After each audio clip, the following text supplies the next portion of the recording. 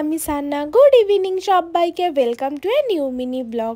তো আজ যেহেতু একাদশী, দশমীর পরের দিন, তো মা বাবা যেহেতু দমদম পার্কের একটা প্যান্ডেলের ঠাকুরও এখনও অবধি দেখেনি, তো ভাবলাম চলো আজই মা বাবাদের ঘুরিয়ে দেওয়া যাক, যেহেতু কাল তো ঠাকুর চলে যাবে। তো যাই হোক, সেই রকম বেরিয়ে ভেবেছিলাম হয়তো ফাঁকা থাকবে, কিন্তু না, আজও প্রচুর মানুষ দূর দূরান্ত থেকে দমদম পার্কের প্যান্ডেল দেখতে এসেছিল।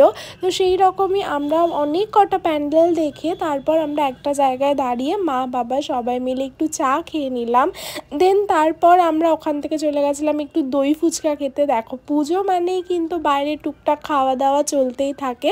তো ভাই খেয়ে নিল মোমো, আর আমি একটা দারুণ টেস্টি খাবার খেয়েছিলাম, chicken egg pop up role. এটা খেতে ভীষণ টেস্টি, এটা আমি ফার্স্ট টাইম ট্রাই করছি।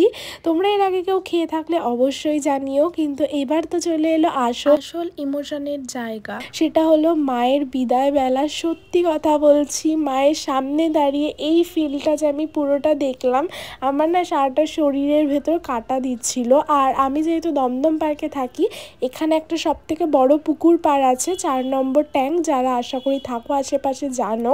তো এখানে প্রত্যেকটা মায়ের বিসর্জন দেওয়া হয় আমাদের আশেপাশের প্যান্ডেলগুলো ছোট ছোট। তো সেই রকমই যখন মাকে জলে দেওয়া হবে, তার আগের মুহূর্তটা দেখে মনে হয় মাও আমাদের ছেড়ে যেতে চায় না, বাট কি আর করা যাবে। যাই হোক, আসছে বছর আবার